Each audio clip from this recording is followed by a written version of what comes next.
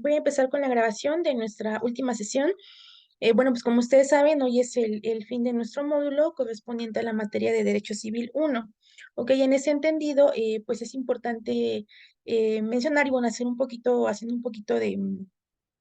de recordatorio, la clase de la semana pasada, como ustedes se pudieron percatar, pues se quedó grabada. Ok, entonces en ese entendido, quisiera saber, José Aislinn, si sí la pudieron consultar, si sí se grabó bien, tuvieron algún tipo de situación. De cualquier manera, en este momento pues vamos a retomar unos puntos importantes, pero pues sí sería importante que ustedes me mencionaran, ¿no? Si la pudieron ver, si no la pudieron consultar o qué fue lo que sucedió. Los escucho, ¿eh? Bueno, yo maestra, yo sí la pude consultar y me pareció bien, sí la Ok, entendí. sí se escuchaba bien? Sí, Sí, José. Bueno, a veces es un poco, es la primera ocasión que grabo una clase Ujú.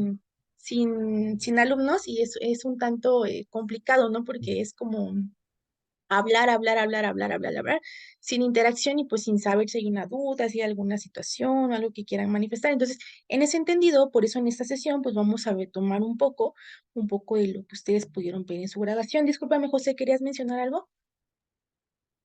Sí, maestra, en cuanto a calidad de audio y video está bien.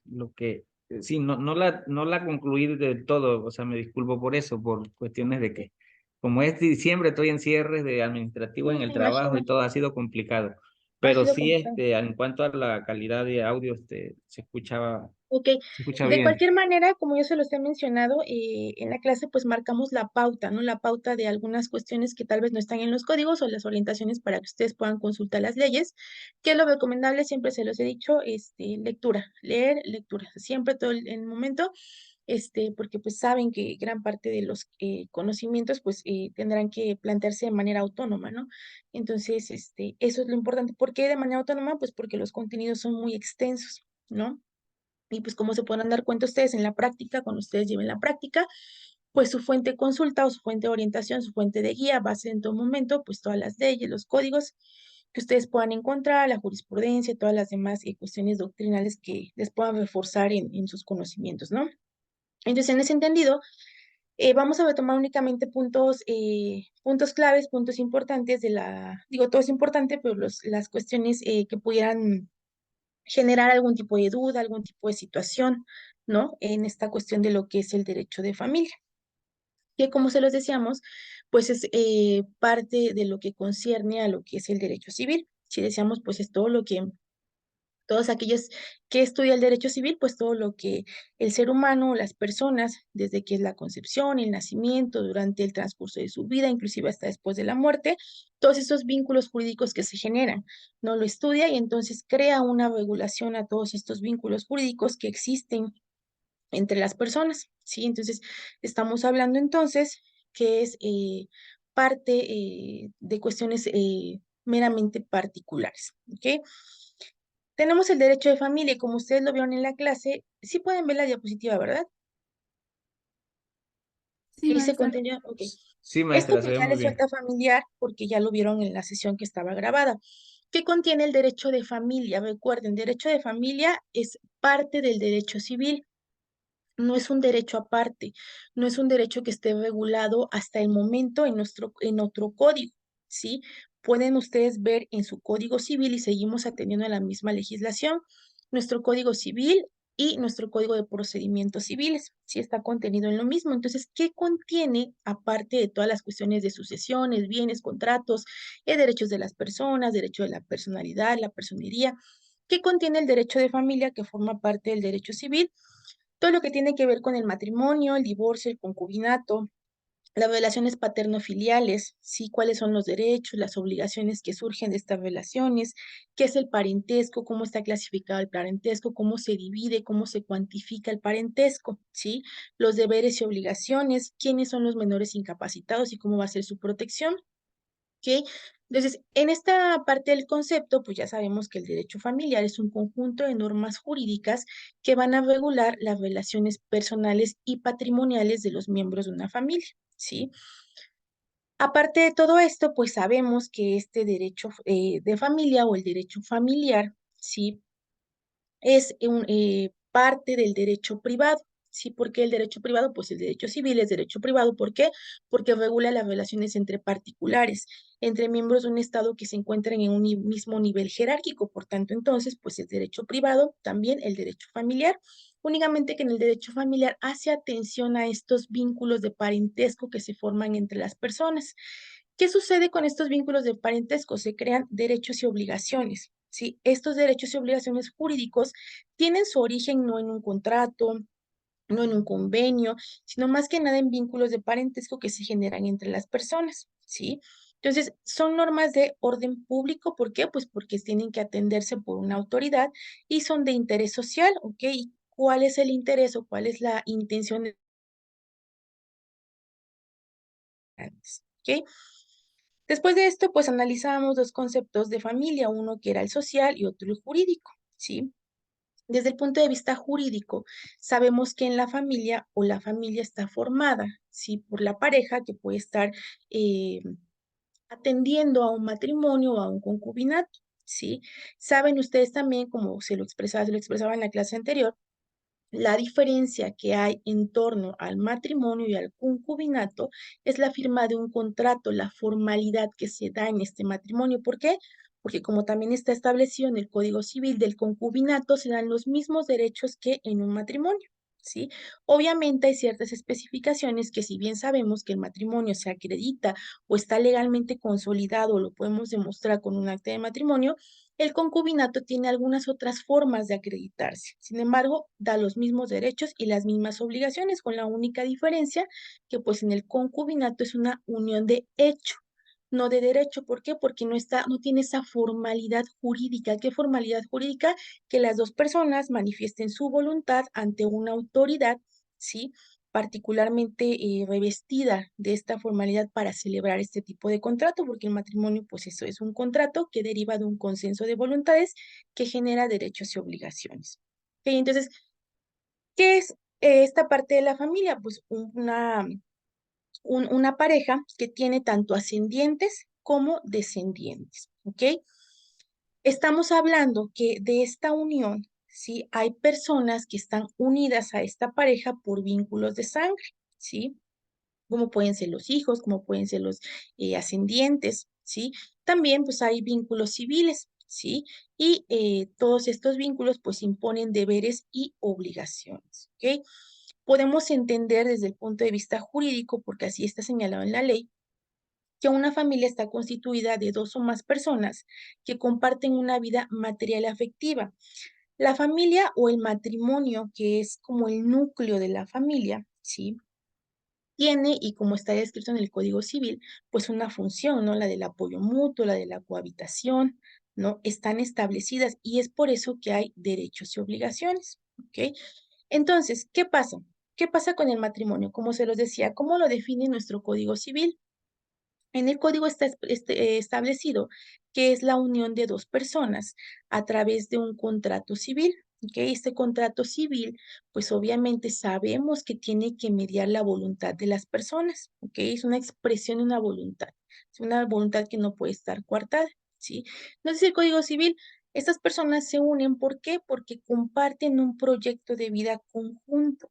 Sí, esta no es mi definición, así está establecido en el Código Civil que a partir de una relación afectiva, sí, pues las personas comparten un proyecto de vida conjunto, ¿sí? Y tienen este ánimo de permanencia, de cooperación y apoyo mutuo, ¿ok? Y aparte de todo esto, para que el matrimonio se pueda celebrar, tendrá que o no tendrá que existir algún tipo de impedimento legal, ¿ok? Entonces, los impedimentos de igual manera se encuentran establecidos en nuestro código, los derechos y obligaciones los podemos nosotros encontrar en los artículos 98 a 108, ¿sí? Hay matrimonios que son nulos y que son ilícitos, ¿ok? ¿Qué son los matrimonios nulos? Aquellos que se celebran, ¿sí? Sin que haya lugar al mismo. ¿Por qué? ¿Cuándo va a ser un matrimonio nulo? Por ejemplo, cuando se celebra y previamente alguno de los dos contrayentes tenía algún vínculo matrimonial, sí, todavía vigente. ¿Qué va a pasar con el segundo matrimonio? Va a ser nulo, ¿ok? Esta nulidad no se da de hecho o se da de facto. La nulidad es una acción que se tiene que demandar ante la autoridad. ¿ok?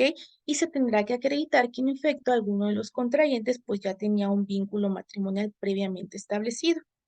Y aparte están los matrimonios ilícitos, ¿sí? Aquellos que se celebran, pero que van en contra de lo que está establecido en nuestro código. Por ejemplo, cuando puede mediar la violencia, cuando se acredite que hay una coacción para que alguna de las personas celebre un matrimonio, entonces estamos hablando de un matrimonio ilícito. Tanto la nulidad como las cuestiones de matrimonios ilícitos se encuentran pactadas en el artículo 109 a 137. ¿Cuáles son los impedimentos que hay para contraer matrimonio? Número uno, la edad, ¿sí?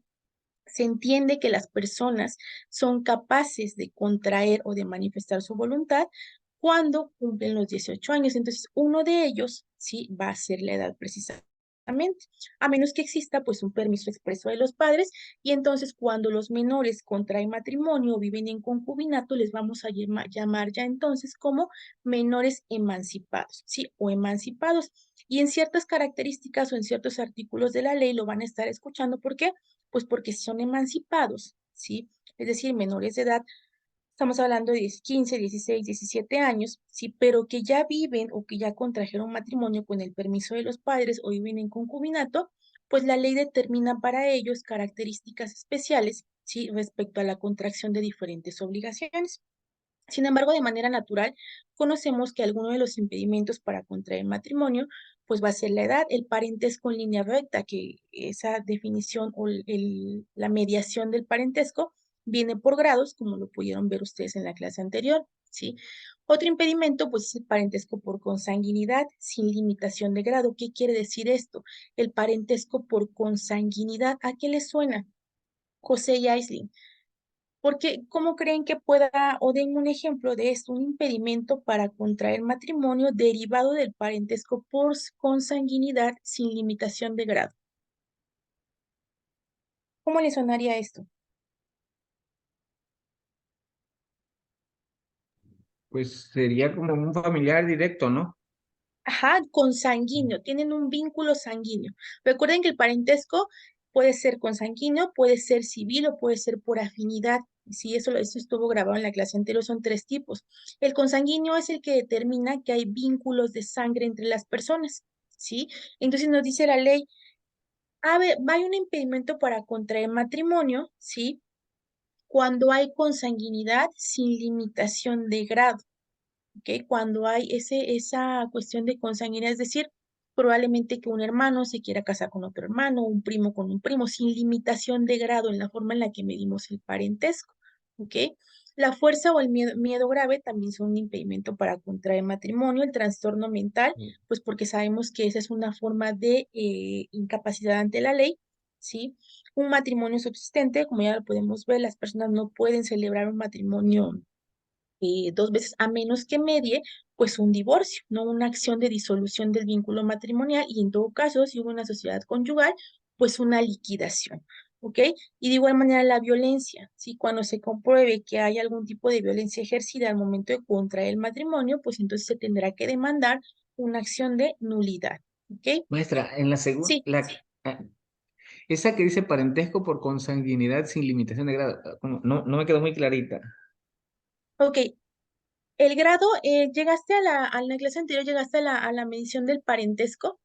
Ajá, Ok, entonces, recuerden que hay, el parentesco se da de manera civil, de manera consanguínea y por afinidad. ¿Quiénes son tus parientes por afinidad, José? ¿Quiénes entendemos que son por afinidad? Aquellos que son familiares, bueno, en este caso en el supuesto, desconozco, aquellos que son familiares de tu esposa, ¿sí? Pero que sí. no comparten un vínculo de sangre contigo. Sí, son tus Sí, padres por afinidad, ¿ok? El sí. parentesco por consanguinidad señala que si hay un vínculo de sangre entre las personas, derivado de que hay un ascendiente en línea común, y de ahí Sí. derivan las demás líneas. Entonces, en cualquier grado de este, si tenemos un familiar en común, un tronco común, sí, Ajá, está prohibido el hecho de contraer matrimonio con cual, bueno, es un impedimento, ¿no?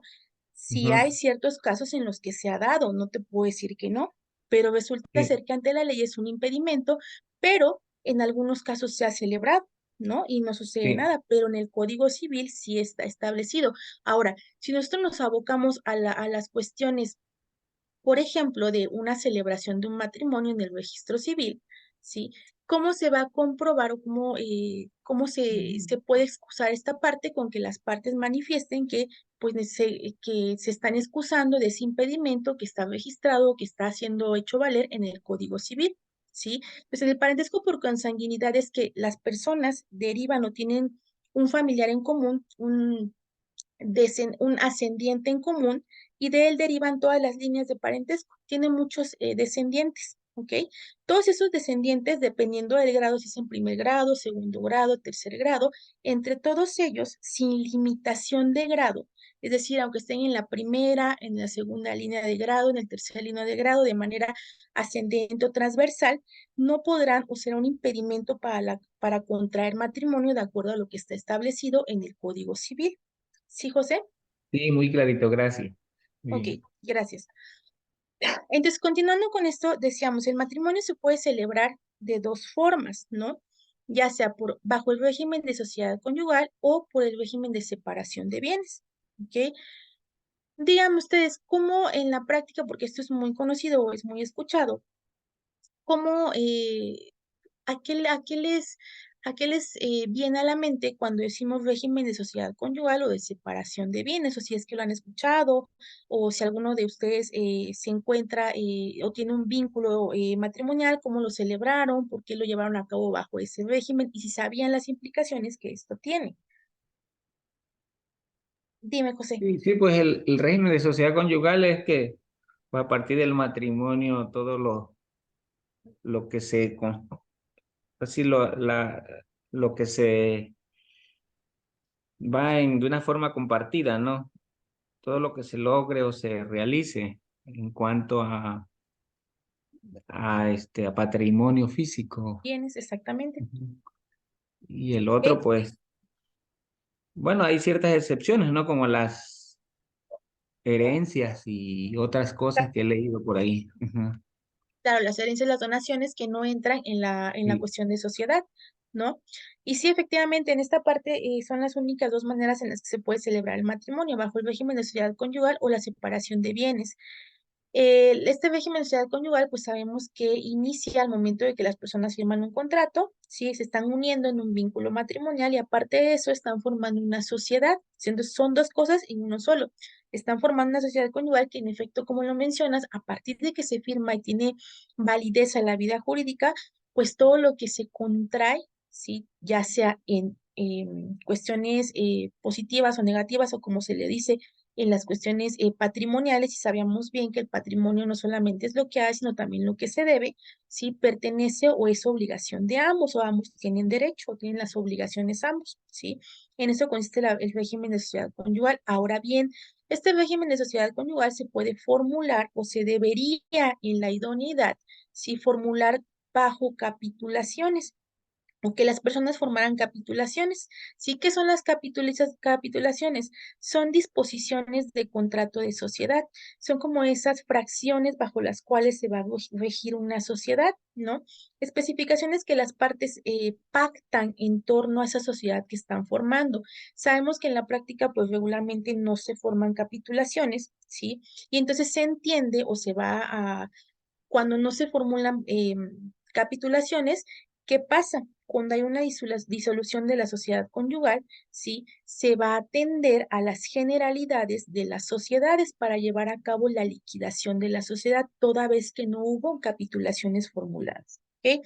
Y por otra parte, la separación de bienes, que pues como bien sabemos es cuando las personas contraen matrimonio bajo este régimen, pues cualquier situación, tanto de derechos como de obligaciones, pertenece a cada uno de carácter individual. ¿Ok?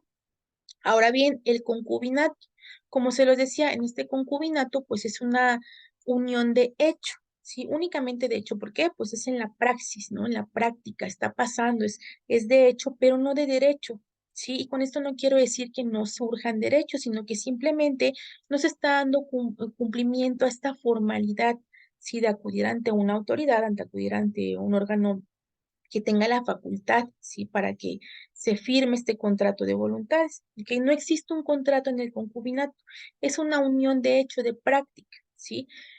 Pero el Código Civil marca esta especificación para que pueda ser considerado un concubinato, ¿sí? Para que podamos elevarlo a la categoría de concubinato, es bien importante que las personas que se encuentran unidas de hecho, ¿sí? Sin que exista contrato, ¿sí? Ambos deben encontrarse libres de matrimonio. ¿Ok? ¿Por qué hace esta especificación del Código Civil? Pues porque es muy obvio, ¿no? No puede existir pues una persona, hombre o mujer, que tenga un matrimonio celebrado y que aparte quiera generar un concubinato, ¿no? Y que la persona del concubino o concubina se crea con algunos derechos a ciertas disposiciones. No puede ser así. Si existe un matrimonio previamente existente, pues no se dan los derechos de concubinato. ¿Ok? Nuevamente, ¿qué especificación tiene el concubinato? Pues es la unión de dos personas, sí, que deciden compartir su vida para apoyarse mutuamente. ¿Ok? En esta parte, pues los concubinos, tanto concubinos como concubinas, tienen los mismos o tienen derechos recíprocos, es decir, el hombre a la mujer y de la mujer al hombre, ¿sí? Siempre y cuando hayan tenido una vida en común de forma constante y permanente por un periodo mínimo de 3 años, ¿ok? Que precedan inmediatamente a la generación de derechos y obligaciones a los que alude este capítulo. ¿Qué capítulo? Lo que está consagrado en el Código Civil, ¿sí? Entonces, aquí ya hay una especificación de un tiempo para que los concubinos tengan derecho, ¿sí? A alguna situación que esté marcado en la ley. ¿Qué derechos se imaginan ustedes que puede tener derecho o a qué hace alusión esto que estamos hablando de derechos que pudiera tener un concubino? ¿Cómo pudieran interpretar esto? ¿A qué derechos creen que tenga un concubino? Supongo que a la pensión, ¿A la pensión? ¿A pero qué sí. otra cuestión que pudiéramos encontrar en nuestro Código Civil? Mm, ¿A una sucesión? ¿Sí están de acuerdo? ¿Sí? Pueden sí, también los concubinos, concubino, concubina, tener derecho a la sucesión en algún caso que fuera intestamentaria, es decir, que el de cuyos haya fallecido sin dejar, ¿sí? Algún tipo de testamento. ¿Qué sucede? Se tendría que abrir una sucesión intestamentaria, donde en la sucesión intestamentaria van a recurrir todos los que se crean con derecho y resulta ser que concubino o concubina también tendrán derecho sobre los bienes, ¿sí? Que se encuentren intestados. Pero ojo aquí, concubino o concubina solamente tendrá derecho, ¿sí? En este ejemplo que nosotros estamos contextualizando, en el supuesto de que pudiera acreditar, ¿sí? Que cohabitó, que tuvo vida en común de manera constante y permanente durante los últimos 3 años de vida del decurios, es decir, de la persona que falleció, ¿sí? Está escrito así en la especificación que realiza nuestro Código Civil, ¿sí? Ese es un ejemplo que nos dice aquí en las obligaciones que alude este capítulo, ¿sí? Estamos hablando de una sucesión, entonces, si se comprueba que el concubino o concubina tuvo vida en común durante los últimos 3 años previos al fallecimiento y lo puede acreditar, ¿sí? En este juicio de sucesión intestamentaria, entonces tendrá derecho a que sea llamado a la delación de la herencia. ¿Ok? ¿Qué otra cosa? Si hay, ojo aquí, en estos 3 años solamente se va a hacer o se van a especificar en el caso de que no hubiera hijos. Si en el concubinato hay hijos, entonces se acredita, no necesita que demuestre que vivieron juntos los últimos 3 años. Únicamente se acreditará el concubinato con exhibir las actas de nacimiento de los hijos procreados. ¿Ok? Si entendimos esta parte, ahora bien, como tú lo dices, José, un ejemplo también de esto pueden ser las pensiones. ¿Ok? Por ejemplo, alguna pensión, sí, ante el Instituto Mexicano del Seguro Social, pues obviamente se tendrá que observar cuáles son los requisitos administrativos que se piden en el instituto, ¿sí? Si es una pensión por viudez, ¿sí? Y están pidiendo, por ejemplo, en el caso de matrimonio, pues sabemos que se exhibe el acta de matrimonio, el acta de defunción, todas las demás situaciones que piden, pero ¿cómo se acreditará el concubinato en el caso de que no hubieran tenido hijos? ¿Cómo creen que se pueda acreditar? o este trámite administrativo, ¿cómo creen que se pueda acreditar el concubinato entre las personas? O sea, ¿Aplicaría a los testigos? exactamente, pueden aplicar los testigos. De igual manera, en algunas ocasiones se expiden constancias de concubinato. Y En algunos esas ayuntamientos, constancias, ¿quién las expide? aquí en el El- estado de Puebla las expiden en el ayuntamiento. Ah, sí, lo supongo. Igual aquí he escuchado que en Veracruz, en los Sí, municipios, el exactamente. secretario del El ayuntamiento secretario del expide. ayuntamiento Sí, expide. ¿Y cómo las expide? Pues le tienes que llevar comprobante de domicilio, le tienes que llevar dos testigos que acrediten sí, que las personas estuvieron viviendo. Y te expiden tu sí. constancia de concubinato. ¿Ok? Ajá, Entonces, como la constancia de residencia que también la expide el exactamente, secretario. la Así constancia es. de vecindad, ¿no? También Sí, así de igual manera la constancia de concubinato. Pero eso estamos hablando de trámites pues, administrativos, ¿no? Que podemos hacer ante un órgano administrativo tal vez, pero esas constancias de concubinato también son una prueba, son una documental pública porque están expedidas por una autoridad y que se pueden ofrecer en un juicio, porque también van a servir. Eso en el caso, y estamos hablando de eso en el caso de que no hubiera hijos. Si es que hay hijos, pues ¿cómo acreditamos el concubinato? Únicamente con exhibir las actas de nacimiento, ¿sí? De los menores. ¿Sí? Entonces, eso manifiesta nuestro Código Civil. Nuevamente, del concubinato, pues sabemos que hay derechos y obligaciones, ¿sí? Yo asemejo, bueno, en la calidad, en el mismo nivel se encuentra el matrimonio que el concubinato. Solamente, nuevamente, la diferencia es que pues en el concubinato no hay un acta firmada, no hay esa formalidad de ley que revista los actos o a los hechos jurídicos, ¿sí? El concubinato pues es una unión de una unión de praxis, ¿no? Pero falta esa cuestión del derecho. Sin embargo, surgen derechos y obligaciones, ¿sí? Las mismas obligaciones que en el matrimonio, los mismos derechos. ¿Qué derechos? Los derechos alimentarios y los derechos sucesorios, como ya lo hemos mencionado, ¿ok? Ahora bien, de esta parte, ¿alguna duda con el concubinato? Aislinn, José, no, maestra. ¿no? Muy bien. No, maestra. Ok, ¿Verdad que, ahora, maestra?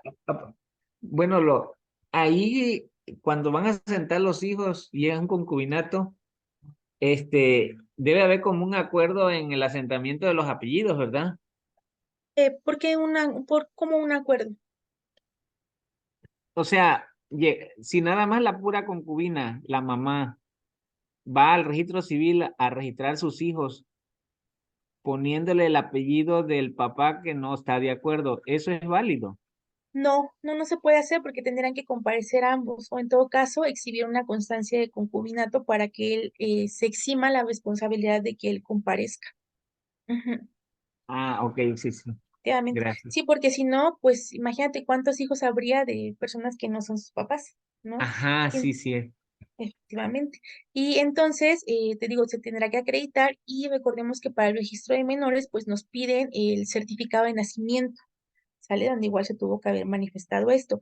Si no sucede esto, pues se tendrá que asentar el nombre de los menores con los apellidos de la mamá y posteriormente se tendrá que iniciar una acción de reconocimiento de menor, que de igual manera está regulado en el Código Civil y en el Código de Procedimientos, donde efectivamente pues puede ser que ante la autoridad administrativa, si se recurra, comparezca los interesados y se haga la anotación, ¿no? De que hay un reconocimiento y entonces se haga el cambio de apellidos, pero pues ya compareciendo las dos partes. ¿Sí? Así es como se realiza esto. ¿Sí, José? Sí, maestra, sí, maestra. Perfecto. Ok, Gracias. muy bien. Entonces, dando continuidad con esto, tenemos otra acción, otro tema. No sé si puedan ver esta diapositiva. ¿Sí la alcanzamos a ver? José, Aislinn. Sí, maestra. Ah, ok, muy bien. El divorcio. Entonces, divorcio. Ok. Sabemos que el divorcio pues únicamente va a operar si dado a que, como sabemos, el matrimonio se celebró ante una autoridad, pues entonces la única forma de disolverlo pues va a ser de igual manera ante una autoridad que tenga la misma jerarquía o que tenga en todo caso facultades para llevar a cabo la disolución del vínculo matrimonial. ¿Ok? Entonces, dando una definición a lo que es el divorcio, pues sabemos que es una acción, ¿sí? O es el divorcio lo que disuelve el vínculo del matrimonio. Y entonces deja a los cónyuges en aptitud de contraer otro, ¿sí? Es la disolución. ¿Qué pasa en el estado de Veracruz? ¿Cuáles son los tipos de divorcio que están contemplados en el Código Civil para el estado de Veracruz? Tenemos el primero que es por mutuo consentimiento, el segundo que está determinado como incausado unilateral y el administrativo. En el estado de Puebla, por ejemplo, no cambia salvo la denominación que tenemos incausado unilateral, incausado bilateral y el administrativo. Entonces, el que en Veracruz se le conoce por mutuo consentimiento, en el estado de Puebla lo conocemos como incausado bilateral, ¿sí? Si ustedes en algún momento o hace muchos años, estoy hablando de unos 10, no, perdón, como 15 años, 15, 16 años, todavía estaba contemplada en la legislación lo que se llamaba divorcio necesario, ¿sí? Históricamente se le conoce divorcio necesario, ¿por qué? Porque solamente una de las partes, uno de los cónyuges demandaba, ¿sí? Ante el juez de lo familiar la disolución del vínculo matrimonial, denominándolo como divorcio necesario. ¿Y por qué se llamaba divorcio necesario? Porque el Código Civil establecía una lista de 16 causales, ¿sí? Bajo las cuales, únicamente bajo esas 16 causales, se podía solicitar la disolución del vínculo matrimonial. ¿Ok? Solamente de esa manera, solamente si se incurría en alguna de esas 16, alguno de los cónyuges, solamente uno, tenía ese derecho de demandar la disolución. Y la otra figura que existía era el divorcio voluntario. Entonces solamente existían esas dos figuras, divorcio voluntario y divorcio necesario. Cosa que pues evidentemente el legislador se dio cuenta que era completamente retrógrada y entonces se hace una reforma a la ley y se generan estas figuras de los divorcios incausados. Es decir, no tenemos por qué acreditar y por qué exponer, ¿sí? Las cuestiones íntimas o particulares de los cónyuges para que se disuelva el vínculo matrimonial. Basta con que se tenga la voluntad, el deseo de que se disuelva para que entonces la autoridad le dé trámite, ¿sí? Atendiendo a esa cuestión incausada, puede ser que lo tramiten los dos y le vamos a conocer mutuo consentimiento, lo tramite solamente uno y se le llame incausado unilateral, o el divorcio administrativo, que este divorcio administrativo pues es una figura muy fácil, muy ágil, muy sencilla y muy moderna. No sé si ustedes ya tenían conocimiento o saben algo acerca de las tres diferentes figuras del divorcio que se encuentran contemplados en la legislación. José Aislinn ahí. Maestra, entonces el mutuo pues es de acuerdo de los dos. El incausado Ujú. u- unila- Ambos, incausado unilateral. Eh, O sea, ahí está igual que ¿sí me sea escuchan? el incausado unilateral también es que tengan los dos mutuo consentimiento. No, solamente en esta parte, y mira, el mutuo consentimiento, ambos, los dos, se quieren divorciar, presentan la demanda ante el juez. ¿Sí estamos de acuerdo? Sí, En el incausado unilateral, solamente uno de los cónyuges presenta la demanda ante el juez. ¿Sí? sí. Y en el administrativo, este es muy curioso y es uno de los más nobles que conozco, porque en el administrativo resulta ser quien que resuelve es a veces o quien hace la disolución es o el notario o en el registro civil, pero cada uno tiene diferentes características o lo que le conocemos como requisitos de procedencia, ¿ok? No proceden los tres en todos los casos, cada uno tiene características diferentes, ¿sí? Ahorita Pero les el voy a explicar. administrativo, entonces, ¿en qué momento se da el administrativo o Ahorita te cómo es explico. Maestra, Ahorita les explico. Adelante, maestra, adelante, Anaí. maestra, disculpe. Bueno, el administrativo, podría ser cuando, por ejemplo, se, se casa una persona que ya ha tenido, que ya está casado, pues, que está No, casado y se volvió a casar, no, esa es una cuestión porque, de nulidad. bueno, en Esa algún, es nulidad. Esa es una demanda de ok, nulidad ok. y ya lo vimos ahorita. Es los requisitos de la ley para contraer matrimonio y que el matrimonio sea válido es que la persona no tenga un vínculo de matrimonio preexistente. Si preexiste un matrimonio y volvió a contraer matrimonio, se tendrá que demandar la nulidad del segundo matrimonio, ¿sí? Y no genera derechos y obligaciones. El divorcio administrativo, ahorita les voy a explicar en qué consiste, ¿sí? Pero no, porque en ese caso, recordemos, el divorcio es una acción que va a proceder únicamente en contra de la disolución de un vínculo de matrimonio que se consagró, que se celebró con todos los requisitos de ley. Y si estamos hablando de este contexto, este ejemplo de que la persona ya estaba casada y se volvió a casar, el segundo matrimonio pues no está establecido en términos de ley. Y ahí no hay un divorcio, ahí tiene que ser una nulidad de matrimonio. ¿Por qué? Porque fue un matrimonio que se celebró, ¿sí? Pese a que estaba siendo celebrado en una de las causales de impedimento para contraer matrimonio que se encuentran establecidas en el Código Civil, ¿sí? Hagan de cuenta que el divorcio es una acción, pero que va a proceder únicamente en contra del contrato que surgió a la ley, que es el matrimonio, y que está encuadrado en todos los términos de ley. Si el matrimonio fue nulo, si el matrimonio fue inexistente, si el matrimonio no cumple con los requisitos de ley, pues no procede el divorcio. ¿Por qué? Pues porque no procede, no estuvo formalizado en términos de lo que está especificado en nuestro Código Civil, ¿sí? Nada más, hasta ahorita, guárdense estas tres figuras, ¿sí? Divorcios existentes o tipos de divorcio que están contemplados en la legislación del Estado de Veracruz por mutuo consentimiento, incausado unilateral y el administrativo, ¿sí? El de por mutuo consentimiento, a mí se me hace más fácil llamarle incausado bilateral, son dos partes. En el unilateral solamente lo demanda uno, ¿sí? Recuerden, mutuo consentimiento lo demandan ambas partes y el unilateral solamente lo demanda uno, ¿sí? Esta cuestión, nuevamente les repito, ¿por qué se le llama incausado? Fue una figura que viene a combatir estas dos que se llamaban divorcio necesario y divorcio voluntario. Si cambia, se reforma la ley y ahora son divorcios incausados. ¿Por qué incausados?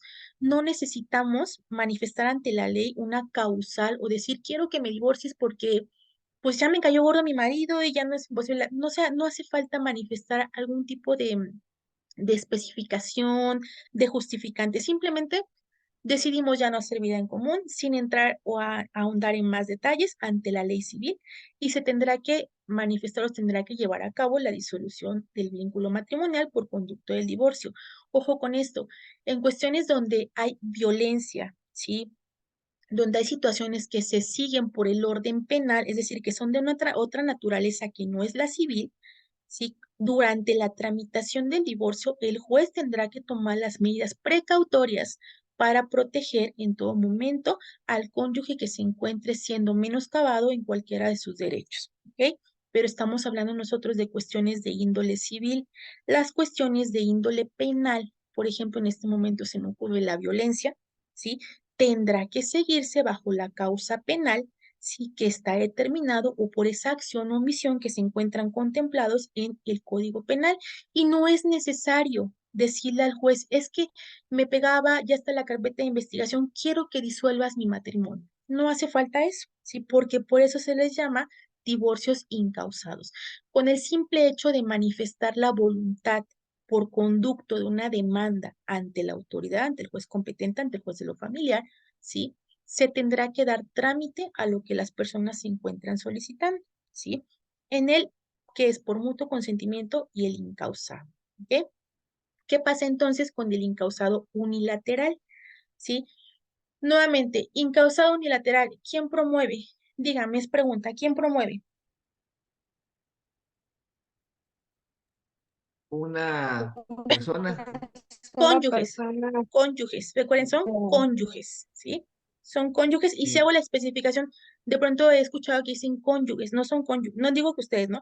No son cónyuges, el término correcto son cónyuges, ¿ok? Entonces, en el incausado promueve uno de los cónyuges, ¿sí? Uno de los cónyuges nada más. ¿Cuáles son las formalidades? las vamos a encontrar en el artículo 142 de nuestro Código Civil, ¿ok? Entonces, en este incausado unilateral promueve una de las partes. ¿Ante quién creen que se solicite? Ante un juez. ¿Ante qué juez? ¿Ante el juez del registro civil? Ah, ah, sí, ¿Sí? ¿no? Sí. No, El juez de lo familiar, creo que hay un ante un juez juez de lo familiar. familiar. Ah, ¿Por sí. qué? Porque el juez de lo familiar tiene jurisdicción y competencia, ¿sí? Para llevar a cabo esta disolución. ¿Por qué? Sus facultades están marcadas en la Ley Orgánica del Poder Judicial y aunado a ello se encuentran marcadas en nuestro Código Civil. Entonces se tendrá que promover la demanda ante un juez de lo familiar. ¿Qué juez de lo familiar? Si, por ejemplo, ustedes que se encuentran en Veracruz, ¿no? Y que algún momento tengan un cliente que se quiera divorciar y tienen su domicilio en Veracruz, ¿lo tramitará ante un juez del Estado de Puebla o el juez de Tehuacán? No. Tendrán que atender a la cuestión de la jurisdicción. Si ustedes tienen dudas en torno a la jurisdicción y competencia, consulten su ley orgánica del Poder Judicial del Estado de Veracruz para que ustedes sepan cómo están divididos y estructurados los diferentes juzgados que existen, ¿sí? Entonces, siempre, siempre, siempre atiendan a la jurisdicción y competencia, porque si ustedes tramitan ante un juez incompetente, lo que van a hacer es que les van a rechazar la demanda y pues eso no quiere decir que la acción muera, sino que tendrán que volver a presentar su demanda, pero ante el juez competente, lo cual implica pues tiempo perdido de aproximadamente 2, 3 o 4 semanas, ¿ok?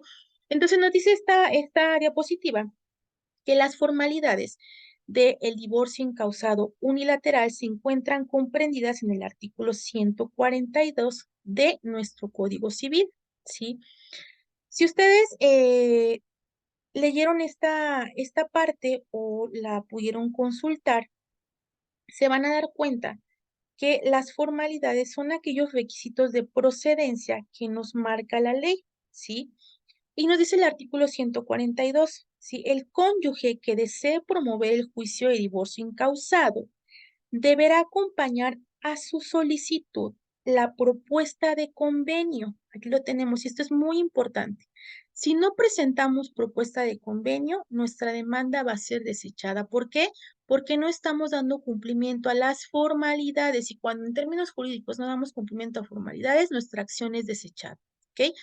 Entonces, presentamos demanda, ¿sí? Presentamos demanda justificando jurisdicción, competencia, hechos, derechos y aparte de esto, anexamos un convenio. ¿Qué consideran o qué se imaginan ustedes, o si ya leyeron el artículo, qué debe contener ese convenio? ¿Qué se imaginan? Díganme, no se preocupen, si nos equivocamos, eso no se preocupen. Díganme, ¿qué se imaginan que deberá contener este convenio que nos marca la formalidad 142 de nuestro Código Civil? ¿Qué se imaginan que debería contener? José Aislinn. El contrato primero el acta de matrimonio, ¿no? Esa es una prueba. El acta Sí. es una prueba. Ya lo van a ver ustedes más adelante. Una demanda está estructurada de diferentes capítulos. Lo primero es el proemio, donde expresamos nuestros datos, nuestra cédula de nuestro abogado, el domicilio.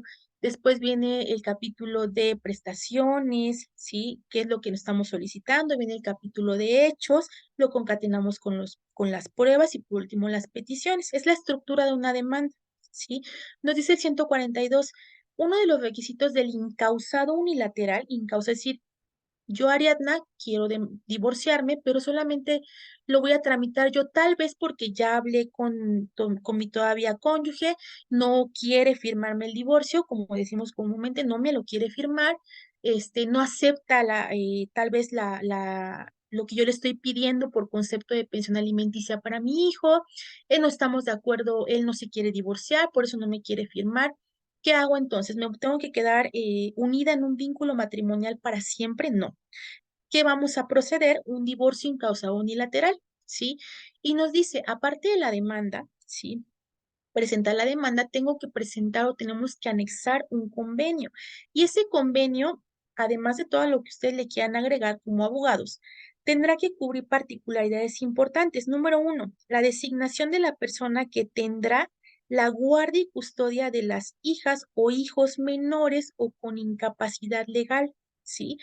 Primer punto importante que debe contener nuestro convenio. La propuesta de convenio es una propuesta, porque recuerden, es unilateral. Yo propongo, esa es mi propuesta de convenio. Punto número muy importante, guardia y custodia de menores, ¿sí? Número 2, fracción número 2 o punto importante que debe contener nuestro convenio, ¿cómo va a regularse el régimen de visita y convivencia? Sí, recuerden, uno de los dos progenitores va a tener guardia y custodia, otro va a tener derecho de visita y convivencia, pero ambos van a compartir patria potestad. La patria potestad solamente se pierde si es un juicio que se tiene que iniciar, un juicio de pérdida de la patria potestad, que se tendrá que iniciar bajo las causales que estén contempladas en nuestro Código Civil, ¿sí?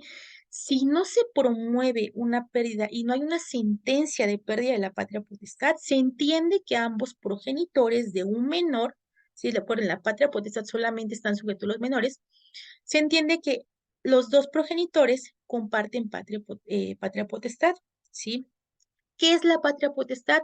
Es ese conjunto de decisiones importantes que se toman o el cuidado que se tiene sobre los hijos. Esa es la patria potestad. Así, sé que es un concepto muy breve que deja muchas lagunas, sin embargo, así se encuentra consolidado o se encuentra consagrado o definido en nuestro Código Civil. Y la guardia y custodia. ¿Cómo entienden ustedes la guardia y custodia o a qué les suena que es la guardia y custodia? Sobre los hijos, maestra. Ajá, pero ¿qué es? Si yo te preguntaban ahí, licenciada Anaí, ¿qué es la guardia y custodia? ¿Cómo es esa Es guardia y custodia? quién de los dos cónyuges Cónyuges. va a tener en este caso el derecho, quién se va a quedar sobre los hijos, quién es el que tiene la facultad o en este caso el que tenga menos delito, ¿no? Para quedarse con los hijos. Ok, la guardia y custodia, gracias. La guardia y custodia la vamos a entender para que la podamos, hay que de pronto ejemplificar. La guardia y custodia es esta cohabitación que tenemos con los hijos, ¿ok? ¿Quién ejerce guardia y custodia de los dos cónyuges? Aquel que tiene bajo su cuidado y cohabitación a un menor o incapaz. Y entonces de manera diaria toma las decisiones concernientes y las que sean de mayor mejora para el menor o el incapaz. Esa es la guardia y custodia, mientras que la patria potestad es ese conjunto de decisiones trascendentales que se toman sobre la vida del menor. Entonces entendemos que pueden existir patria potestad sin guardia y custodia. ¿Sí entendemos esta parte? Existe la patria potestad ejercida, pero no ambos tienen guardia y custodia. ¿Sí entendemos esto? ¿Y qué es el derecho de visita y convivencia? Es ese derecho que ejerce el cónyuge que no ejerce guardia y custodia. Un ejemplo de esto es en un divorcio, ¿sí? Pudiera ser que llegaran a un acuerdo y el menor se queda bajo la guardia y custodia de la madre. Y entonces el padre va a ejercer su derecho de visita y convivencia fines de semana, en determinados horarios, en periodos vacacionales, en actividades extracurriculares, cuestiones así, ¿sí? Ambos están ejerciendo patria potestad. Madre ejerce guardia y custodia y el padre está ejerciendo su derecho de visita y convivencia. ¿Sí entendemos esta parte de estos tres conceptos? José, Aileen, Anaí. Sí, maestra, yo ¿Sí? confundía la patria potestad con el derecho y custodia. Pensé que No, era lo, no pero son no. diferentes, son Sí, completamente, son diferentes, sí. Y ojo aquí, naturalmente se entiende, ¿eh? Por eso hay tantas, vean este laguna, se los voy a explicar rápidamente, vean como esta laguna que yo considero que existe. En algunas ocasiones se ha visto y lo vemos en la práctica, por ejemplo, ¿no? Tal vez la mujer se quiere divorciar, el hombre no quiere y el hombre para castigarla, porque así lo mencionan, ¿qué hace? Todavía no hay procedimiento judicial, ¿eh? ¿Qué hace? El hombre se lleva a los niños y se los esconde a la mamá, ¿no? Se los lleva y priva a la mamá de su derecho de visita y convivencia simplemente porque pues se le da, ¿no? Y entonces la mamá no puede denunciar una sustracción de menor. ¿Por qué? Pues porque los niños están con su papá y naturalmente se entiende que ambos ejercen guardia y custodia.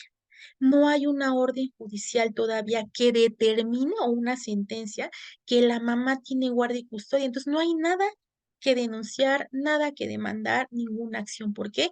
Porque de manera Maestra, natural se entiende que ambos ejercen guardia y custodia. ¿Ok? maestra, Dime, Anaí. disculpe, ahí haciendo, bueno, ya con lo que usted explicó, comparando lo que es guardia y custodia y patria potestad, bueno, ahí entiendo que guardia y custodia, no solamente la puede ejercer los cónyuges, también podría ser los abuelos. En este caso entiendo Claro, que es quien cuida a los niños sin tener la parte exactamente, legal. ¿Quién los sin cuida? tenerla. Esa es la guarda y Con custodia. quién cohabita? Naturalmente está en la ley, ¿eh? Naturalmente, ahorita les paso los artículos, naturalmente la obligación, porque es obligación, pero también es un derecho, es de los Ujú. progenitores, ¿Quién los ¿sale? cuida? Y ya la patria potestad ya es, la El guardia y custodia conjunto, no es legal, no es legal. Y ya la guardia, perdón, la patria potestad ya es legal, ya el juez determina quién es el que va a tener derecho sobre los hijos, a quién se le van a quedar, ¿no? no, la patria potestad vamos a entenderla como ese conjunto de decisiones trascendentales que tomamos sobre la vida de un menor. Puede ser de nuestro hijo. Y ojo, aquí lo estoy dejando nada más en el contexto de hijos, ¿eh? Porque si leyéramos la definición del código, vemos que responsabilidad cuando se priva a ambos padres porque cometieron algún delito en contra del menor, pierden patria potestad y la patria potestad se les tendrá que otorgar al ascendiente en línea recta en el primer grado ascendente. ¿Ok? Patria potestad, Anaí, es, por ejemplo, en desconozco, pero voy a poner este ejemplo, Anaís, pero no te moleste. Si tú tienes un hijo, tienes dos hijos, tú tienes, tanto tú como tu marido, tu esposo, tienen patria potestad. Esa patria potestad los lleva a determinar, pues, por ejemplo, si quieren salir del país, si en qué escuela va a estudiar el menor, si dónde cuál va a ser el domicilio que van a habitar. Son decisiones trascendentales. La guardia y custodia, pues es el hecho de cohabitar con ellos, cumplir con tus obligaciones, con tus derechos, ¿ok? Si hubiera una separación, Anaí, y te voy a citar este ejemplo muy, muy fácilmente. Si hubiera una separación y tú tienes guardia y custodia, porque tú cohabitas con ellos, porque tú los cuidas, porque tú diariamente tomas decisiones que son para su bien, están bajo tu cuidado, bajo tu responsabilidad. Si tú tienes guardia y custodia. Pero resulta ser que tanto tú como el papá de los menores tienen patria potestad, Anaí. ¿Y qué pasan ahí si tú quieres tramitar un pasaporte para que tú y tus hijos viajen fuera del país? ¿Sí? ¿Qué va a pasar, Anaí? Se va a necesitar también el permiso, ¿sí? Del Ajá. papá de los menores. ¿Por qué? Porque ambos están ejerciendo patria potestad, ¿sí? Sin importar que tú tengas guardia y custodia, ¿sí? Vas a necesitar el permiso del papá de los menores porque se está atendiendo al principio de lo que es la patria potestad, ¿sí? Si entendemos esa parte y nuevamente en este contexto de una separación, pues eh, el perdón, el padre o la madre que no ejercen guardia y custodia, ejercen derecho de visita y convivencia, ¿sí? ¿Estamos de acuerdo? Y cuando, maestra, una pregunta. Sí. Y cuando hay subtracción del menor, o sea, que uno de los dos se lo lleve fuera del alcance del otro, ¿ahí qué procede? Ahí, por ejemplo, solamente se configura, eso se sigue por la vía penal, ¿sale? No es materia civil. Y para que tú acredites que existe este delito, necesitas presentar, ¿sí? La resolución donde la otra persona estuvo privada de patria potestad mediante conducto de resolución judicial y la está incumpliendo para que se pueda proceder por sustracción. Sí, José, la sustracción no es una cuestión de índole civil, es penal. ¿Sale? Pero tienes que acreditarla por conducto de las pruebas que te proporcione la vía civil en el caso de los progenitores. Cuando se trata de algún otro familiar, abuelos, tíos, primos, Ujú. se procede sin que tú tengas que justificar, ¿sí? Que no tenían la guardia y custodia, porque así está en la ley. Cuando son progenitores, sí hay que justificar que hubo una resolución o se le concedió solamente a alguno de los dos la patria potestad. Ah, sí, porque apenas un amigo igual, su mujer estaba en Estados Unidos, Ujú, vino a escondidas, se llevó su hija aquí en Jalapa, y ujú. se llevó su hija y a Estados Unidos a escondidas. Y él pues se quedó, anda batallando ahorita en el tema legal Sí, sí, ¿por porque qué? se la llevó Porque fuera del país escondida. Bueno, la pasó porque no la pasó legalmente con pasaporte, sino por... exactamente, si lo hubiera pasado con un pasaporte, pues bueno, si lo tuviera, pero ahí tuvo que haber sido debe haber tenido el permiso del padre para que lo tramitara, ¿no? Entonces, en este caso, pues tendrá que nuevamente proceder por la vía penal, ¿sí? Y de esa forma, pues darle seguimiento a esta situación. Pero, Digo, sí, sí existe la forma, pero pues lo tienen que acreditar ante la vía penal. ajá, y ya es un juicio que tendrá que llevar, pues diferente porque se fue a Estados Unidos. Sí, en esta cuestión entran situaciones que se le llaman conflictos de derecho internacional. Sí, son O sea, situaciones que donde interviene, intervienen diferentes estados, el estado mexicano pues el país donde está habitando ella, ¿no? ajá, o Obviamente sea, un juez de por allá también tiene que intervenir. Así tendría es, ¿verdad? sí, las autoridades solicitan la Sí, colaboración pues para la búsqueda y sí, en todo caso para que se le regrese a la menor a este país y se siga lo que se está siguiendo el orden judicial aquí. Allá no, ¿no? Porque ¿dónde tiene origen la acción que está iniciando? Pues en el estado mexicano, sí, ¿sí? sí. Gracias, maestra, por su Sí, opinión. gracias. Ok, entonces continuamos con esto. El convenio nuevamente tiene que contener, eso nuevamente es una propuesta, guardia y custodia, visita y convivencia, patria potestad, pues sabemos que la ejercen ambos, no es necesario manifestarlo. ¿Qué otra cosa debe contener? Muy importante, en caso de, sabemos que pues, es un supuesto que existen hijos, ¿sí? Tendrá que manifestarse una propuesta de la pensión alimenticia que se va a estar otorgando a los menores o si es que se va a pedir una pensión compensatoria en calidad de excónyuge. Y ahorita les voy a explicar en qué consiste, ¿sí? Entonces, esos son los puntos importantes. ¿Qué tip les doy yo para que me lo vayan entendiendo?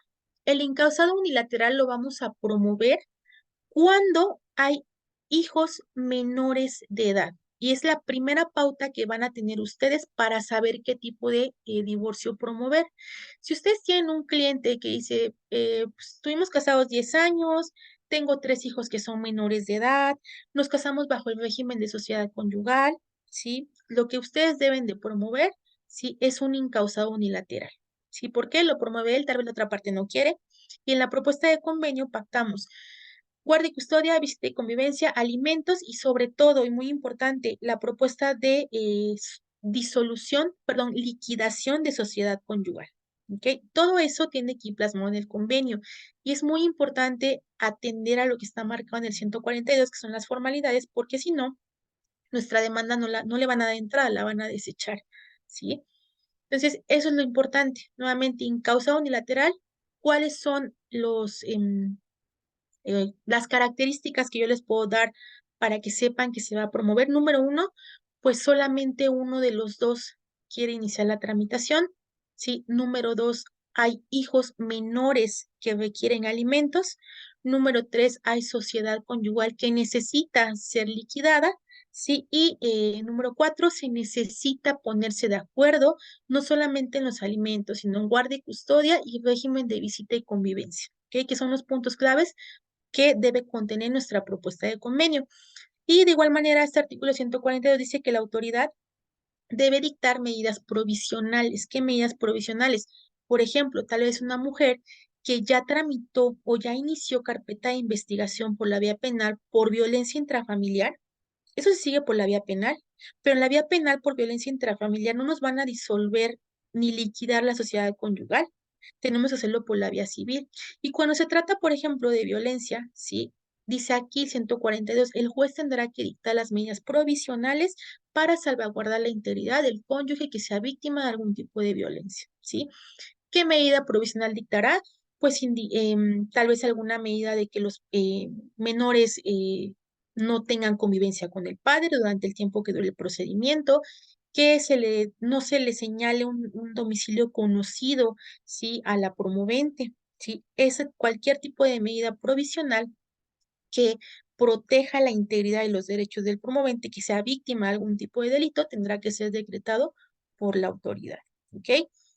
¿Dudas de este divorcio incausado? Vean, ojo con esto, muy importante, esto lo van a ver en procedimiento, pero les adelanto un poco.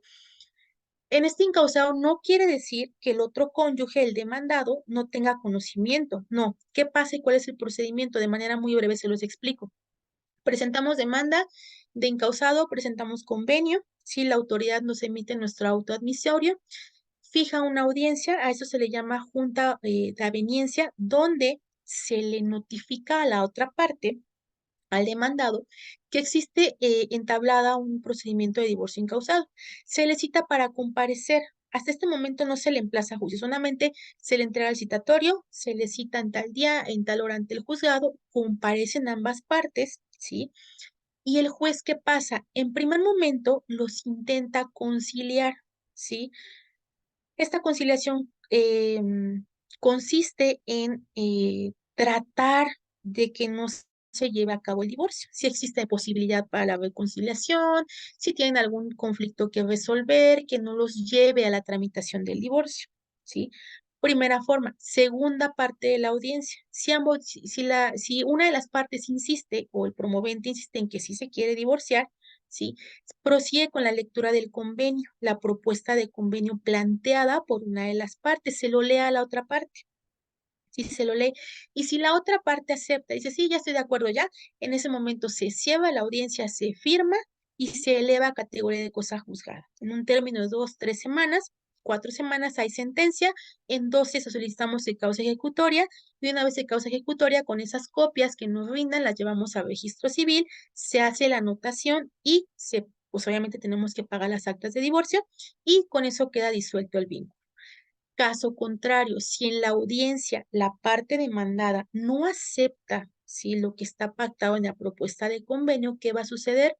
En ese momento se le emplaza a juicio. Recuerden que el emplazamiento es un medio de comunicación procesal donde la autoridad hace de conocimiento al demandado que existe una acción planteada en su contra y se le entrega el traslado de la demanda y tiene un término de 12 días para dar contestación, ¿sí? Y se sigue el procedimiento.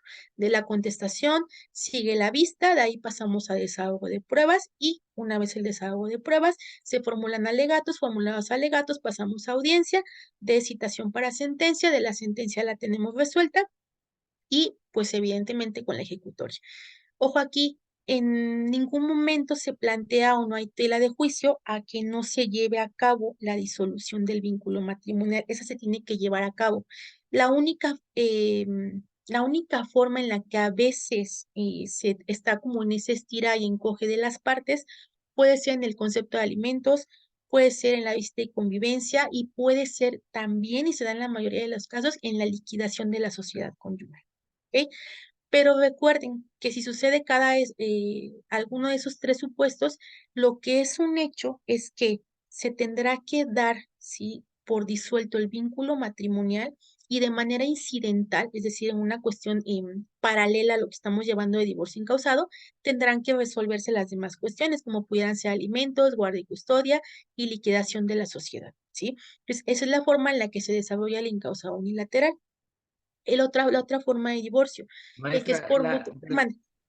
perdón, de la anterior lámina, las medidas, las dictaron las medidas provisionales, ¿esas las hace el juez?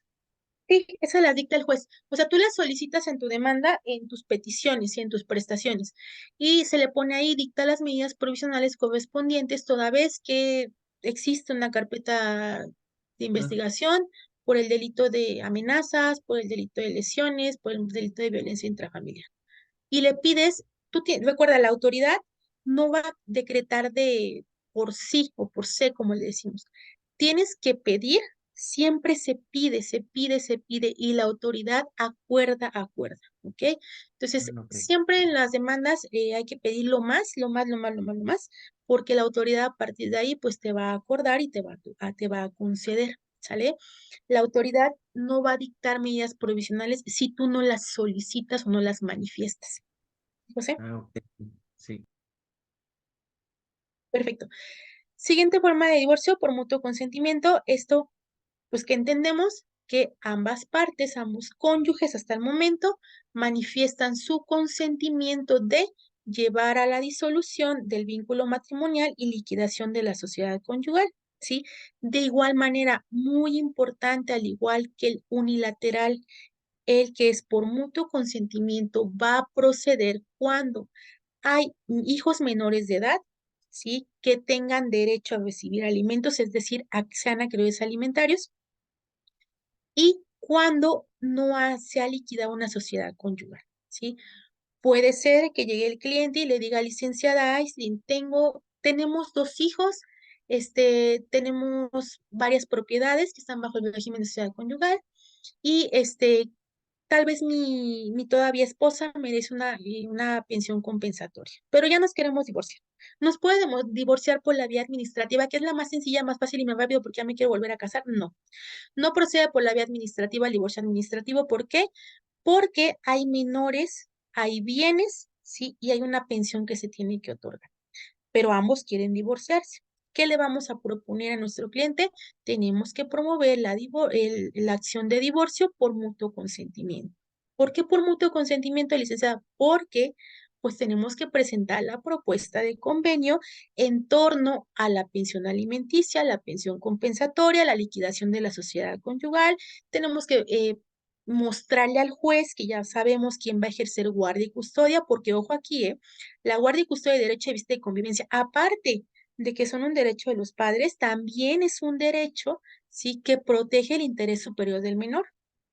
Entonces, aunque ya estén de acuerdo, tienen que mostrarle al juez que ya está garantizado ese derecho de que los menores van a estar al cuidado de uno de los dos, y que no solamente eso, sino que le están respetando el derecho que va a tener a un desarrollo biopsicosocial pues íntegro, ¿sí? A respetar ese derecho que tiene el menor de convivir con su otro progenitor que no ejerce guardia y custodia, ¿ok?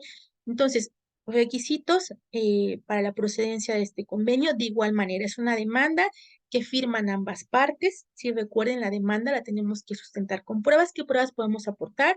En la documental pública consistente en el acta de matrimonio, en el acta de nacimiento de los niños, y se pueden también agregar, sí, algunas copias o registros que se tengan del registro público de la propiedad, de los bienes que estén bajo sociedad conyugal, y, muy importante, el convenio, ¿sí? Donde se tienen que plasmar o se tendrán que eh, cubrir las formalidades que ya analizamos, que es en el 142. ¿Cuál es la diferencia entre el mutuo consentimiento y el unilateral? Pues quién lo solicita ante las partes. Igual este divorcio por mutuo consentimiento, se le señala un día y una hora para la audiencia. En esta audiencia únicamente se les trata de conciliar. Si no hay algún tipo de solución a sus problemas matrimoniales, lo manifiestan que no, y entonces en ese momento pues vuelven a ratificar, les vuelven a leer el convenio, lo ratifican, lo vuelven a firmar, se cierra la audiencia y se eleva a categoría de cosa juzgada. Lo mismo, se ejecuta sentencia, ¿sí? Una vez que está ejecutada la sentencia, ¿qué va a suceder?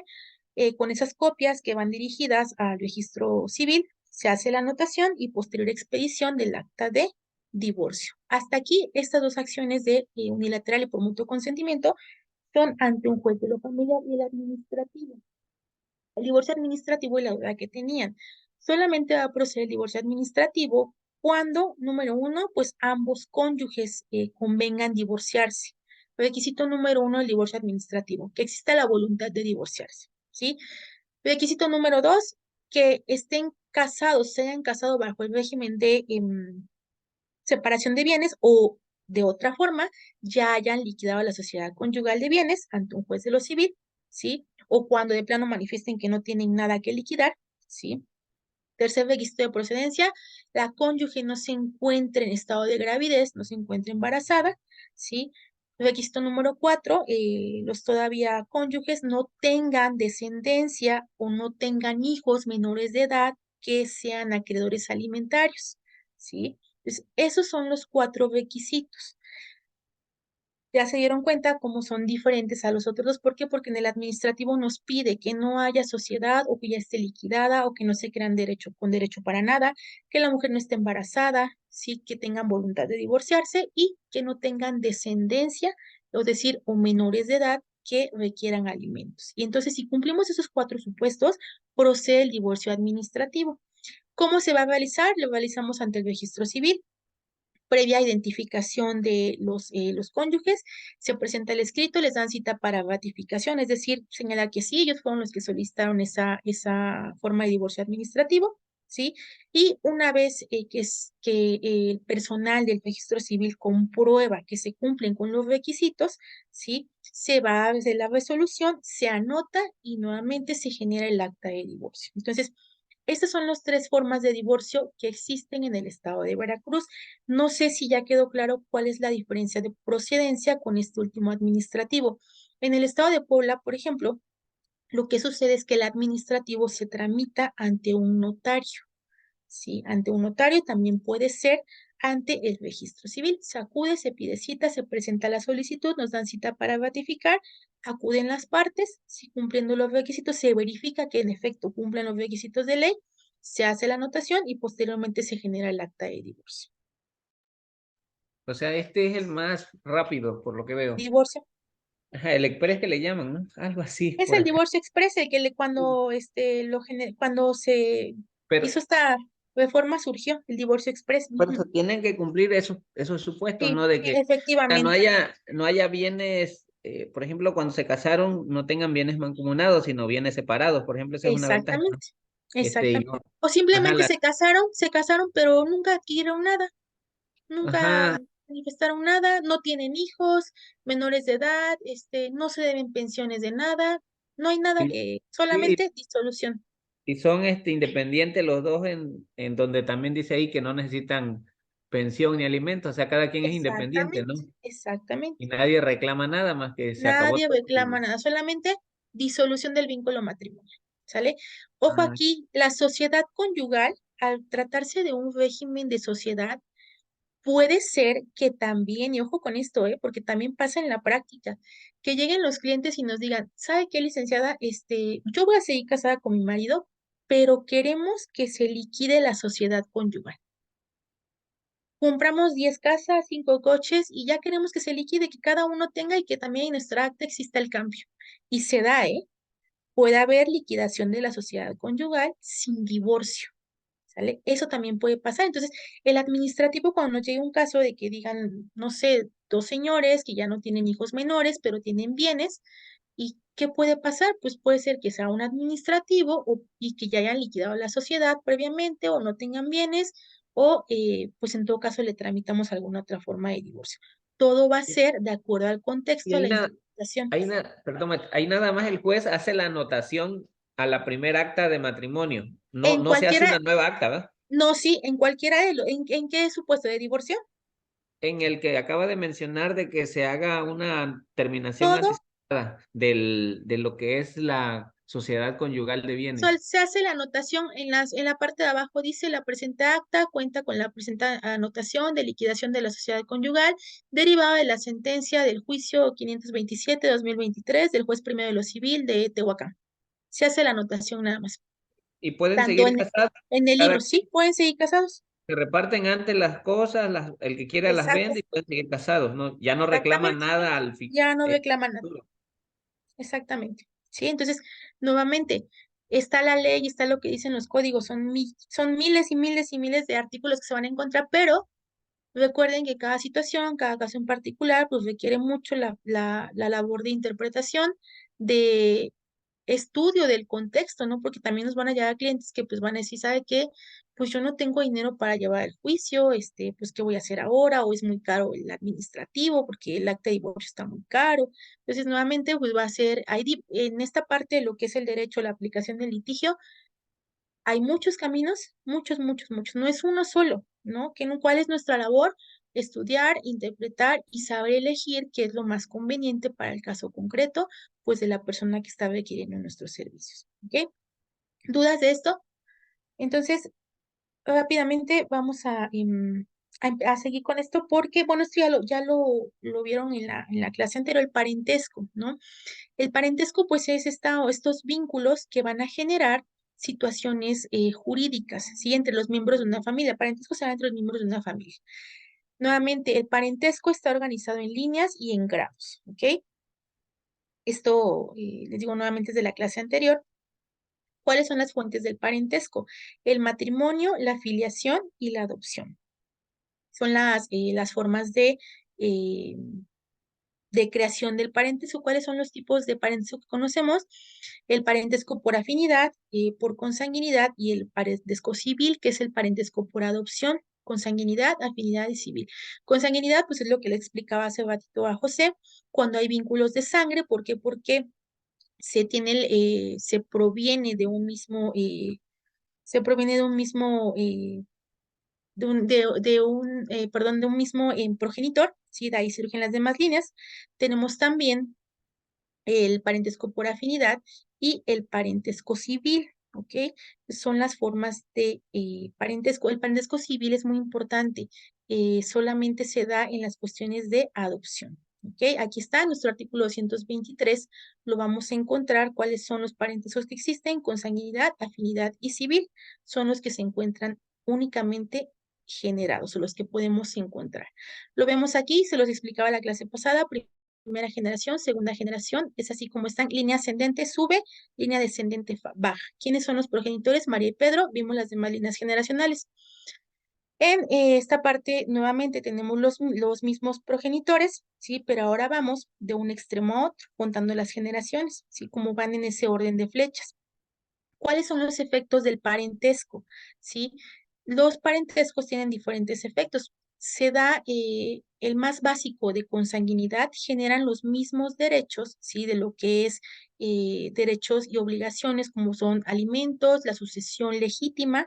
La sucesión legítima, ¿cuál es? Aquella que no existe un testamento, simplemente por tener el derecho, pues vamos, por tener este vínculo de parentesco, tenemos derecho y tenemos derecho al acceso a una herencia donde no hay un testamento, ¿ok?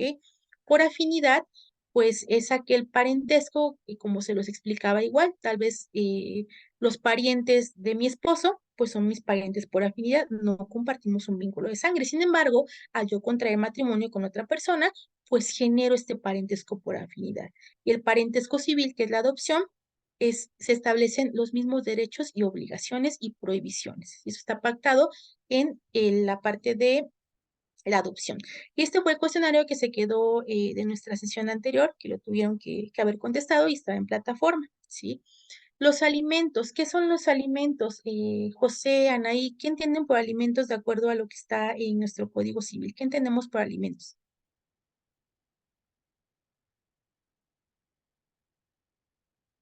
O si me Por- pueden hacer favor de leer este artículo, por favor.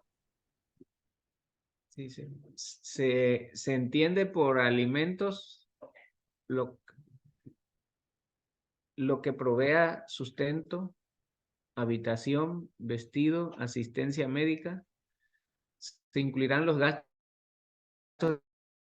de gobierno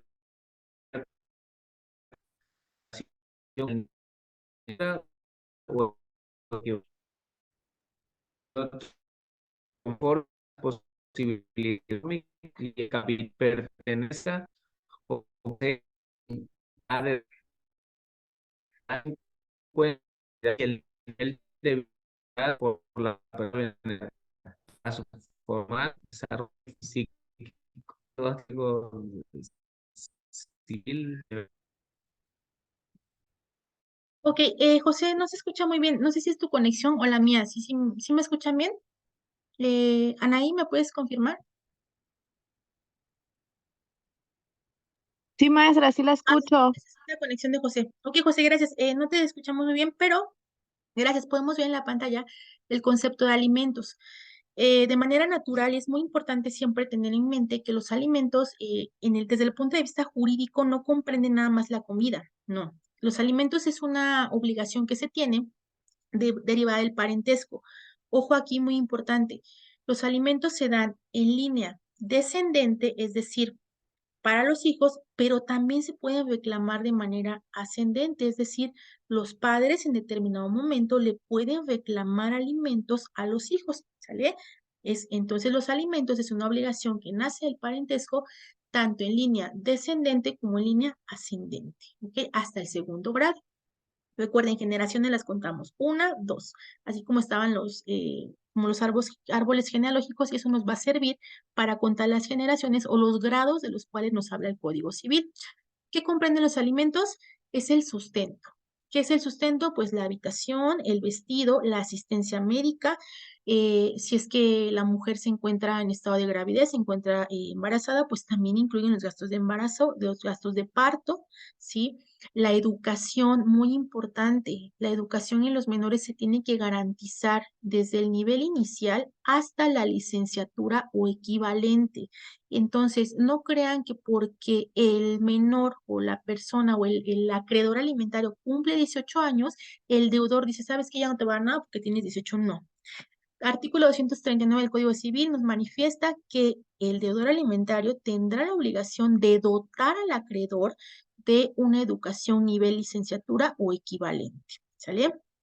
También muy importante, los alimentos comprenden la recreación, el juego, todo ese derecho que tienen los menores, ¿sale? El transporte, ¿ok?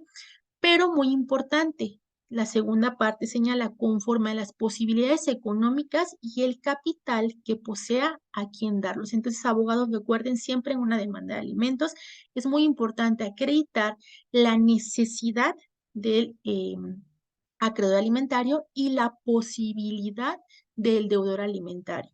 Ojo con esto, no quiero decir que porque el deudor no tenga trabajo se le va a eximir, ¿sí?, de dar o cumplir con los alimentos. Claro que no, es una obligación que está garantizada en el artículo 139 y no por encima. Y encima de esto tenemos el interés superior del menor, ¿sale? Es un derecho del menor de recibir alimentos. Y también, pues, está garantizado para, como les decía yo, de los hijos para con los padres, ¿ok? Entonces, eso es lo que tenemos como alimentos. La obligación, ¿cuándo está pactada la obligación? 232 nos habla de esta forma que se da de los progenitores para con los menores. Tienen esa obligación. Y el 235 nos señala, pero también tendrán derecho a recibir alimentos o a otorgar alimentos, tienen la obligación, los hijos a los padres. ¿Dónde encontramos este fundamento? 232 y 235 de nuestro Código Civil. Requisitos de procedencia. ¿Dónde está pactado? ¿Dónde van a encontrar ustedes la forma de garantizar alimentos? ¿Qué podemos embargar? ¿Cómo lo podemos embargar? ¿Cómo se tendrán que pagar los alimentos? Todo el procedimiento, toda la descripción, no procedimiento, lo vamos a encontrar en el 232 a 254. ¿Ok? De lo que son los alimentos surge lo que es la pensión compensatoria y la pensión alimenticia. La pensión compensatoria, como se los manejaba hace rato, únicamente se va a dar entre cónyuges o excónyuges. ¿En qué consiste la pensión compensatoria? Se da o se demanda o se otorga cuando, ¿sí?, hay un desequilibrio económico entre alguno de los excónyuges. Y al momento de la disolución manifiesta que derivado del tiempo que tal vez no trabajó por ser ama de casa o se distrajo de su vida profesional, pues eso le causó un detrimento o un desequilibrio económico en su persona. ¿Qué se puede hacer? Se puede reclamar o se puede dar una pensión compensatoria. O simplemente, si el excónyuge dice, ¿sabes qué? Sí te va a dar una pensión compensatoria durante un año que va a equivaler a la cantidad de 6,000, 7,000 pesos mensuales por pensión compensatoria, porque reconozco que hay un desequilibrio en tu cuestión financiera derivado, sí, del tiempo pues que duró la vigencia de nuestro matrimonio. Y por otro lado, la pensión alimenticia. Son conceptos diferentes porque la pensión alimenticia únicamente se va a dar, ¿sí?, de progenitores a hijos y de hijos a padres. Sí, son cuestiones diferentes, procedencias diferentes. ¿Ok? ¿Dudas de esto, Aislinn, Anaí, José? ¿No? Bien, Eh, bien. Por último, las relaciones paterno-filiales, esto es muy importante. Estas relaciones paterno-filiales, pues igual las vamos a encontrar consagradas en el Código Civil. Estas relaciones paterno-filiales, es decir, o deriva del término de la filiación, este parentesco, ¿sí? Viene a resguardar estos derechos de los menores, ¿sí? ¿Qué surge de las relaciones paterno-filiales y cómo las vamos a encontrar en nuestro Código Civil? Vamos a encontrar guardia y custodia de los hijos, ya lo sabemos qué es. Vamos a encontrar el régimen de visita para el progenitor que no conviva o no cohabite con el menor, da igual ya dejamos detallada esa parte. También vamos a encontrar en nuestro Código Civil la cuestión de la pensión de alimentos, ¿sí? Que sabemos que se da, pues es una obligación y es un derecho que se tiene y que tendremos que justificar la necesidad y la posibilidad que hay para otorgarla, ¿sí? También el uso de la vivienda familiar, que forma parte del patrimonio familiar, y lo que es la pensión compensatoria, cubrir este desequilibrio que existe, ¿ok? En otro tipo de concepto tenemos la tutela y la curatela. Esta tutela y curatela, eh, la tutela va a estar registrada o se va a conceder a menores de edad e incapaces. Sí, menores de edad e incapaces. Aquellas personas que por una causa irreversible no puedan manifestar su voluntad. ¿Sí? ¿Quién ejerce la tutela? La va a ejercer un tutor, pero va a existir la intermediación de un curador. El curador es el que va a vigilar la labor del tutor. Para la tutela hay tres supuestos: la tutela testamentaria, la legítima y la dativa. ¿Qué hace un tutor? ¿Sí? Un tutor es una persona, ¿sí? Que va a ser la guardia y custodia de un menor o incapaz y se va a encargar de su asistencia, protección, educación, ¿sí? ¿Qué hace esta tutela? La tutela es una guarda de la persona y bienes, ¿sí? De los que no están sujetos a patria potestad y tienen una incapacidad natural y legal. Porque, recuerden, la patria potestad solamente, o quienes están sujetos a patria potestad, solamente menores de edad. ¿Qué va a pasar con los incapaces, con las personas que tienen algún detrimento mental o que son o tienen un vicio? Se les va a hacer o se van a nombrar o se van a hacer sujetos a una tutela, ¿sí? Una tutela y van a tener un tutor, ¿sí? Este tutor puede ser de tres formas: un tutor que fue designado por un testamento, un tutor porque es familiar en términos de ley de la persona que es incapaz, o la tutela dativa, que es la designación por conducto de un juicio, ¿ok? ¿Quiénes son sujetos de tutela? A las personas que son sujetos de tutela lo vamos a denominar pupilos, ¿sí? ¿Quiénes son los pupilos? ¿Quiénes pueden ser pupilos? Los menores de edad, ¿sí? Que ya no cuenten con sus padres para ejercer patria potestad o, en tu caso, guardia y custodia, van a ser sujetos de tutela, ¿sí? ¿Quiénes más son sujetos de tutela? Los mayores de edad que tengan una discapacidad intelectual, ¿sí? ¿Quién más? Los sordomudos que no saben leer ni escribir y los ebrios consuetudinarios, ¿sale? Y aquellas personas que de manera consuetudinaria hacen uso indebido de drogas y enervantes son personas que tendrán que estar bajo la tutela. Como se los decía, hay tutela testamentaria, es esa designación de ser tutor de alguien, pero asignada en un testamento, ¿sí? Es decir, tal vez yo en mi testamento voy a plasmar, o como tengo tal vez un hijo que es incapaz de valerse por sí mismo, en mi testamento le voy a nombrar un tutor y le voy a asignar entonces también cierta parte de mis bienes para que ejerza esta labor de la tutoría, ¿sí? Sobre el pupilo. La tutela legítima. Esta legítima, su nombre lo dice, es aquella que, porque tiene un parentesco, le corresponde la obligación de ser tutor.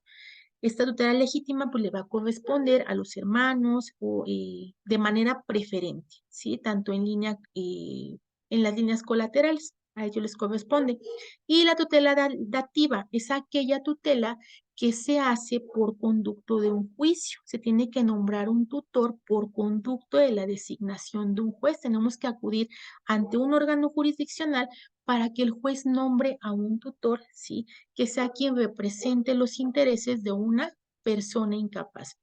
¿Dónde vamos a encontrar la tutela? En el artículo 379 a 398. Y decíamos, ¿quién es el curador? El curador es aquel que tiene la obligación de vigilar, ¿sí?, el exacto cumplimiento de las labores que tiene que llevar a cabo el tutor. Entonces, el tutor realiza sobre el pupilo, pero ¿quién vigila su cumplimiento y que realice todo lo que sea para bien del pupilo? El curador, ¿ok? Eso lo vamos a encontrar ahí. Ahora, por último, ¿sí?, la adopción. La adopción la vamos a encontrar regulada en el artículo 320 a 339E del Código Civil. Ahí se van a encontrar ustedes quiénes son sujetos de adopción y quiénes pueden adoptar, ¿sí? Ahí se encuentra quiénes son sujetos de adopción y quiénes pueden adoptar en el estado de Veracruz. El procedimiento de la adopción nos marca del 720 al 724 del Código de Procedimientos cómo se va a llevar a cabo ese procedimiento. Pero aparte hay otra normativa que regula las adopciones en el estado de Puebla, perdón, en el estado de Veracruz, que es la Ley de Adopciones para el estado de Veracruz, ¿sí? Y se van a dar ustedes cuenta cuando realicen la lectura de esta normativa que hay varios supuestos, bueno, dos nada más. El supuesto de la adopción de menores que se encuentren bajo la asistencia de una institución como lo puede ser el DIF, ¿sí? Y la adopción de menores que no se encuentren bajo la asistencia, ¿sí?, de instituciones como lo puede ser el DIF. Son dos procedimientos diferentes. ¿Por qué? Pues porque uno se realiza ante una autoridad jurisdiccional sin intervención de un consejo directivo, ¿sí? Un consejo directivo del DIF va a intervenir cuando se trate de adoptar a un menor de edad que se encuentre bajo la tutela o el cuidado de esto que conocemos como casas hogar, ¿sí?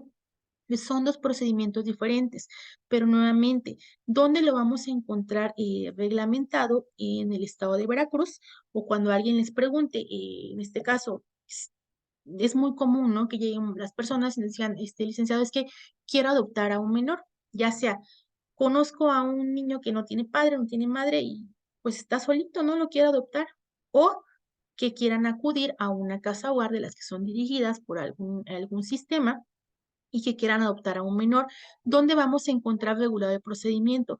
Código Civil y Código de Procedimientos Civiles para el estado de Veracruz, y también tendremos que atender a lo que está marcado en la Ley de Adopciones para el estado de Veracruz, ¿sí? Entonces, estas son las diferentes formas que nosotros podemos encontrar por cuanto hace a las adopciones.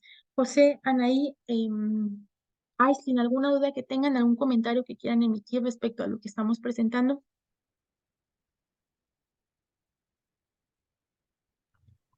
Pues está muy claro, maestra. Ok. Ahora, es muy Sí, importante, hay en la que- Ujú. adopción hay que cubrir los presupuestos, por ejemplo, los requisitos para ser personas o alguien que quiera adoptar, lo vamos a encontrar precisamente en el 320, ¿sale? Se deberán de cumplir esos requisitos para que las personas puedan ser adoptantes, ¿sí? Ahí también lo marca, no cualquiera puede adoptar, se tendrán que cubrir los requerimientos que están marcados en el artículo 320. ¿Cuál es el procedimiento que está marcado en el Código de Procedimientos Civiles?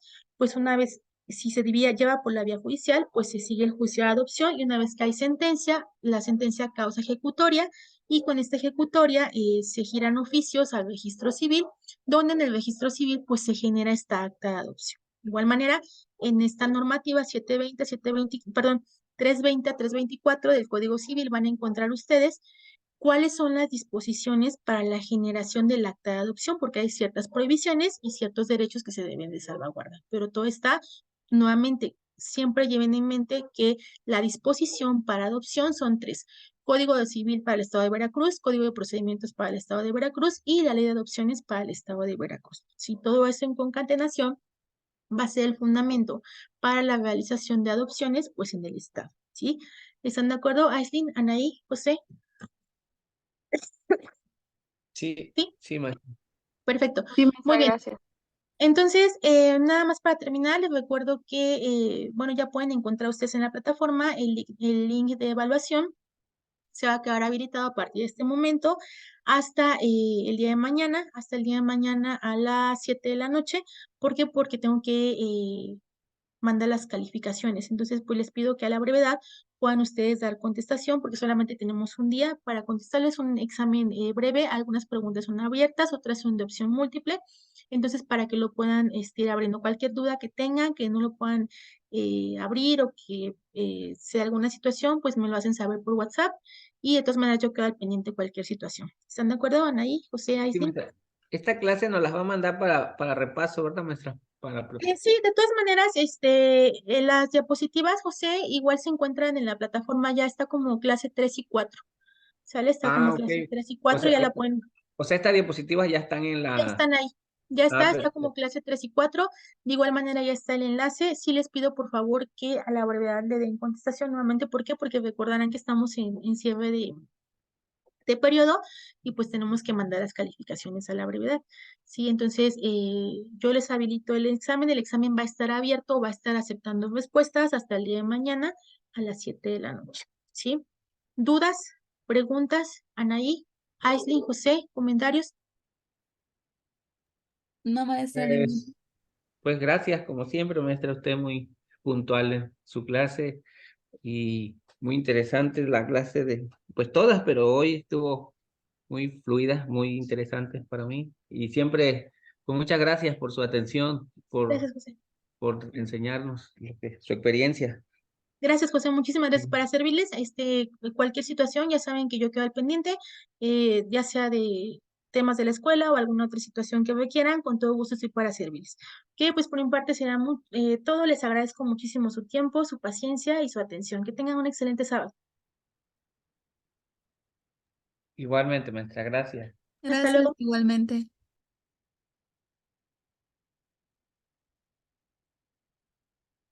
Saludos a todos.